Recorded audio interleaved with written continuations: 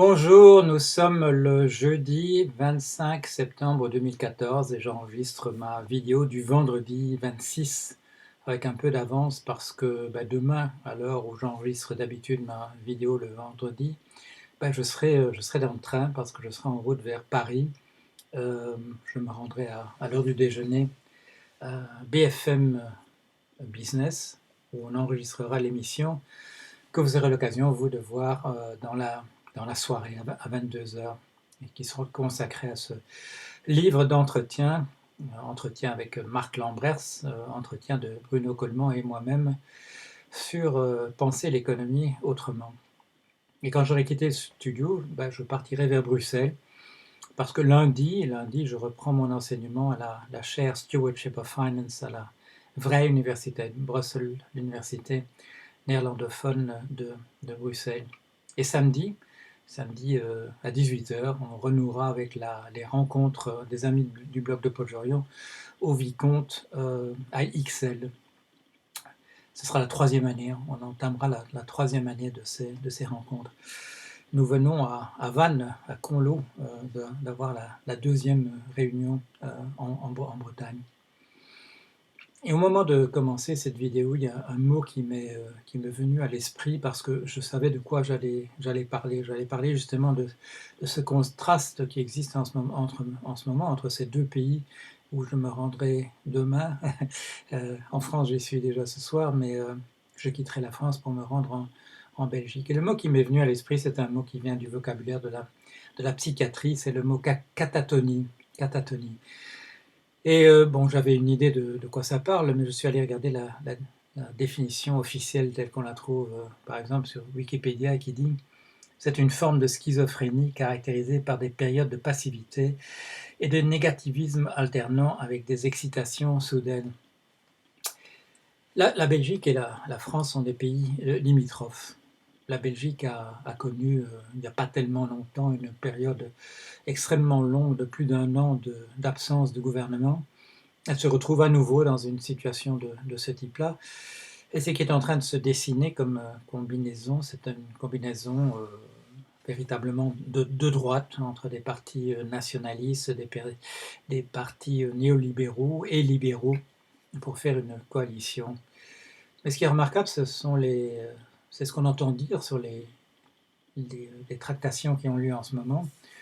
Et en particulier qu'il est question en Belgique de taxer bien davantage le capital que ce n'est le cas aujourd'hui.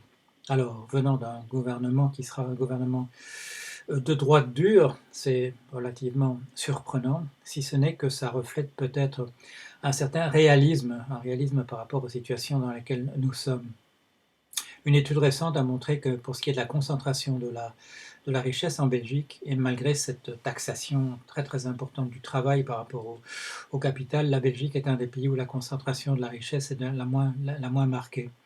Pourquoi ? Parce que l'État-providence est toujours là, et que même quand un gouvernement de droite se met en place, il sait qu'il s'agit de quelque chose qu'on ne peut pas remettre aussi facilement en question en Belgique que ce ne serait par exemple le cas en France, où la question est posée et où les syndicats patronaux ne se sentent plus, comme vous avez l'occasion de le voir, exigent des dizaines de milliards d'exonérations, la suppression de jours de congé, et ainsi de suite.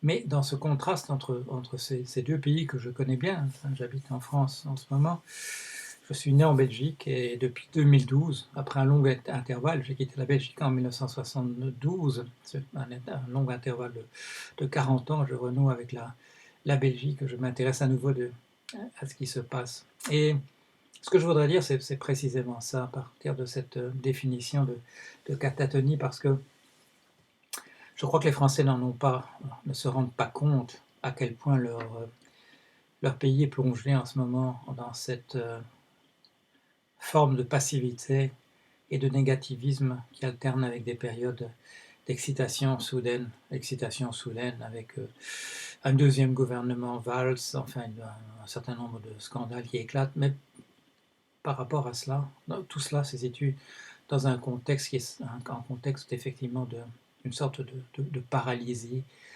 négativiste, où on ne sait pas ce qui va se passer et on n'a pas envie en fait d'en entendre parler. À quoi bon? À quoi bon? Pourquoi en parler?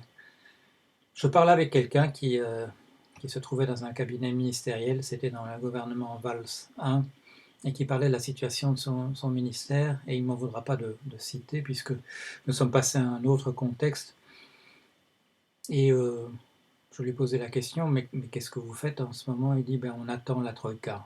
Voilà, on attend la troïka. Ça se passait il y a, je sais pas, il y a 8-9 mois. Ça se passait au début de l'année. On attend la troïka. Voilà, c'est la catatonie. Alors il faut le savoir, il faut savoir qu'on est dans cet état-là. En général, les gens qui souffrent de schizophrénie n'ont pas grand-chose, ne peuvent pas faire grand-chose à ce sujet-là. Mais ceux qui s'y trouvent pour des raisons passagères et qui ont la possibilité de rebondir, comme on dit, il faut qu'ils le sachent, que c'est dans cet état-là qu'ils sont et qu'on peut faire autre chose. Ne serait-ce que parce que dans un pays voisin, limitrophe, dont la constitution sociologique, politique et autres n'est pas à ce point différente, ce sont des pays voisins, il y a moyen, même dans une perspective de droite, euh, d'envisager de faire des choses comme il faudrait. Alors, il y a ce livre dont je vais parler demain à BFM, qui a été écrit, qui a été, comment dire, dont les idées ont été mises ensemble par Bruno Coleman, qui est un penseur de droite, qui est un économiste de droite, qui a proposé ces intérêts notionnels en Belgique, qui ont fait de la Belgique un certain type de paradis fiscal pour les entreprises. Moi, je représente un autre type de pensée en économie, mais il y a moyen, il n'y a pas de TINA, puisqu'il propose, lui, une alternative à ce qu'on fait en ce moment, qui est une alternative qui se situe dans la pensée libérale, conservatrice de droite. Moi, je propose d'autres choses, mais cela veut dire qu'il y a au moins deux alternatives, une de droite et une de gauche, à TINA. Il n'y a pas de raison de rester comme le lapin dans les phares de l'automobile qui arrive. Il y a moyen par un sursaut, il y a moyen de sortir de ça, pour faire des choses peut-être encore pires encore, mais comme je vous le disais, dans cette Belgique qui se prépare pour un gouvernement de droite, on se prépare quand même à taxer davantage le capital par rapport au travail, parce que le monde est d'une certaine manière et qu'il y a moyen quand même de le réformer. Voilà, allez, une pensée pour la semaine. À bientôt.